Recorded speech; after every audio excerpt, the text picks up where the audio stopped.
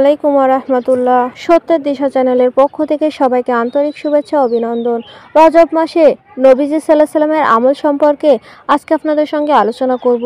পবিত্র কোরআনের যে 4টি মাসকে সম্মানিত বলে আখ্যায়িত করা হয়েছে, মাহে রজব তার একটি। আরবি সপ্তম মাস রজব। হাদিসে এসেছে, হযরত আবু বকর রাদিয়াল্লাহু বর্ণনা করেন, মহানবী সাল্লাল্লাহু আলাইহি সাল্লাম বলেছেন, 12 মাসে বছর, তার মধ্যে 4টি মাস সম্মানিত, 3টি মাস ধারাবাহিক, আর তার জিলকদ, জিলহজ, মহরম, আর চতুর্থ মাসটি হলো রজব, যা জুমাদাল উখরা ও শাবান মাসের মধ্যবর্তী মাস। সহিহ বুখারী। অন্যান্য মাসের মতো রজব মাসের জন্য বিশেষ কিছু নফল আমল রয়েছে, যা আমল করলে আমরা জাহান্নামের আগুন থেকে মুক্ত লাভ করতে পারি এবং জান্নাতের পথ সুগম হবে। হাদিস পাঠে জানা যায়, যখন রজব মাসে শুরু হতো তখন মহানবী সাল্লাল্লাহু আলাইহি সাল্লাম দুহাত তুলেও এই দোয়া পাঠ করতেন এবং সাহাবাদের পড়তে বলতেন। দোয়াটি হলো, আল্লাহুম্মা বারিক লানা ফি রজবাও ওয়া শাবান ওয়া বাল্লিগানা ইলা শাহরি রমাদান।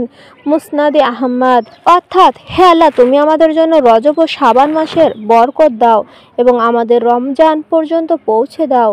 তাই বলা যায়, মোমেনে মুস্তাকিররা সম্মানিত রজব মাস থেকে পবিত্র মাহে রমজানের প্রস্তুতি নিতে থাকেন। হযরত আয়েশা রাদিয়াল্লাহু বলেন, আমি রাসূল পাক সাল্লাল্লাহু আলাইহি সাল্লামের রজব মাসে এত বেশি রোজা রাখতে দেখেছি, রমজান মাস ছাড়া অন্য কোনো মাসে এত বেশি রোজা রাখতে দেখিনি। স্রষ্টার পর মাখলুকের মধ্যে রাসূল পাক সাল্লাল্লাহু আলাইহি সাল্লামের প্রথম স্থান হওয়ার পরও তিনি রমজানের প্রস্তুতি হিসাবে রজব মাস থেকে রোজা রাখা শুরু করতেন। তাই আমরাও যদি এই রজব মাস থেকে পবিত্র মাহে রমজান প্রস্তুতি নিতে থাকি আর আল্লাহর কাছে দোয়া করতে শুরু করি যে, হে আল্লাহ, তুমি আমাদের সুস্থ রাখো, আমি যেন আগত রমজানের পূর্বের তুলনায় অনেক বেশি ইবাদত বান্দেগি, দান খয়রাত, কোরআন পাঠ সহ সব পুণ্যকর্ম বেশি বেশি করতে পারি। এছাড়াও রাসূল কারীম সাল্লাল্লাহু আলাইহি সাল্লাম শাবান মাসেও অনেক বেশি ইবাদত করতেন, আর তিনি সাল্লাল্লাহু আলাইহি সাল্লাম রমজান ছাড়াও প্রতি মাসে নফল রোজা রাখতেন, আর বিশেষ করে রজব মাসে। আমরা যদি মহানবী সাল্লাল্লাহু আলাইহি সাল্লামের সুন্নত অনুযায়ী প্রতি মাসে কয়েকটি করে নফল রোজা রাখি, তাহলে রমজানের রোজা আমাদের জন্য আরও সহজ হবে। সুপ্রিয় দর্শক, মেরাজের রাতে নবীজির সঙ্গে যা ঘটেছিল, বিশ্বনবী হযরত মুহাম্মদ সাল্লাল্লাহু আলাইহি সাল্লাম এই নবুয়ত জিন্দেগিতে যেসব আলোকিত ঘটনা ঘটেছিল, তন্মধ্যে মেরাজের ঘটনা অন্যতম, যা পবিত্র কুরআনুল কারীম এবং মাশহুর মুতাহিদ দ্বারা প্রমাণিত। তা অস্বীকার করা কুফরি। মহান রব্বুল আলামিন পবিত্র কোরআনে 2টি সূরায় মেরাজের আলোচনা করেছেন। একটি হলো সূরা ইসরা, অপরটি হলো সূরা নাজম।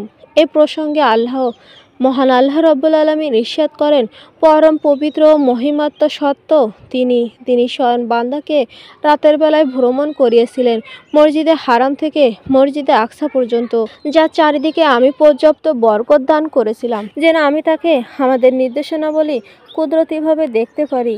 নিশ্চয়ই তিনি অর্ধেক শ্রবণকারী ও দর্শনশীল। সূরা বনী ইসরাইল 1। কোরআনের পরিভাষায় ইসরা শব্দ দ্বারা মেরাজ ঘটনা ব্যাখ্যা করা হয়েছে। হাদিসের পরিভাষা উরজুন অব্দ দ্বারা মেরাজের ঘটনা বর্ণনা করা হয়েছে। উসরা ধাতু থেকে আশরা শব্দটি উৎসাহিত। আবিধানিক অর্থ রাতে নিয়ে যাওয়া, আর সফরটি রাতের একাংশ সম্পাদিত হয় বিদায় ঘটনাকে ইসরাক বলে। উরজুন ধাতু থেকে মেরাজ শব্দ উদ্গত হয়েছে, আর শাব্দিক অর্থ সিঁড়ি। যেহেতু রাসূল সাল্লাল্লাহু আলাইহি সাল্লাম মসজিদুল আকসা থেকে সিঁড়ির মাধ্যমে রফে বা বোরাকে আরোহণ করে বায়তুল মামুন এবং সিদরাতুল মুনতাহা পর্যন্ত পৌঁছেছিলেন, বিদায় উপরোক্ত সফরকে মেরাজ বলা হয়। আরবি মাসের রজবের 27 তারিখ নবুয়তের 10ম বর্ষে নবী করিম সাল্লাল্লাহু আলাইহি সাল্লাম এই 50 বছর বয়সে পবিত্র মেরাজে সংঘটিত হয়েছে। আল্লাহ রাব্বুল আলামিন ইরশাদ করেন, তার দৃষ্টিভ্রম হয়নি এবং তিনি সীমালগ্নও করেননি। নিশ্চয়ই তিনি তার পালনকর্তা মহান নির্দেশনাবলী অবলোকন করেছেন। সূরা আন-নাজম 17 থেকে 18। বিখ্যাত সাহাবী হযরত ইবনে মালিক রাদিয়াল্লাহু থেকে বর্ণিত, রাসূল সাল্লাল্লাহু আলাইহি সাল্লাম ইরশাদ করেছেন, রজবের 27 তারিখ রাতে হঠাৎ আমার কাছে জিবরাইল আলাইহিস সালাম একটি সাদা রঙের বোরক নিয়ে উপস্থিত হলেন। বোরাক হচ্ছে সাদা রঙের এক প্রকার আহরণী যন্ত্র। সে প্রতিদিন কদম ফেলে দৃষ্টি শেষ সীমানায়। রাসূল সাল্লাল্লাহু আলাইহি সাল্লাম বলেন, আমি এতে আহর করলাম, অতঃপর মসজিদে প্রবেশ করলাম এবং সেখানে 2 রাকাত নামাজ আদায় করলাম। এরপর আমি মসজিদ থেকে বের হলাম। তখন জিবরাইল আলাইহিস সালাম একটি শরাব ও একটি দুধের পাত্র নিয়ে আমার সামনে উপস্থিত হলেন। তখন আমি দুধের পাত্রটি গ্রহণ করলাম। জিবরাইল আলাইহিস সালাম, আপনি ফিতরাতেই গ্রহণ করেছেন।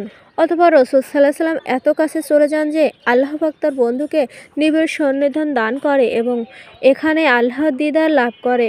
একটি পর্দার আড়াল টেনে আল্লাহ তাআলা আর্তরূপ দর্শন করায় তার হাবিবি মুহাম্মদ সাল্লাল্লাহু আলাইহি ওয়াসাল্লামকে। সেখানে বিশ্বনবীকে মহান আল্লাহ তাআলা আহ্বান করেন। সেখানে রাসূল সাল্লাল্লাহু আলাইহি ওয়াসাল্লাম মহান রব্বুল আলামিনের সঙ্গে একান্ত আলাপের সৌভাগ্য লাভ করেন। এখন থেকে 50 ওয়াক্ত নামাজের পরিবর্তে উম্মতে মুহাম্মাদের জন্য 5 ওয়াক্ত উপহার নিয়ে আসেন। সুপ্রিয় দর্শক, তো এই ছিল আজকে আমাদের আলোচনা। আল্লাহ তাআলা রজব মাসে নবীজি সাল্লাল্লাহু আলাইহি ওয়াসাল্লামের এই আমলগুলো করার তৌফিক দান করুক। আমিন।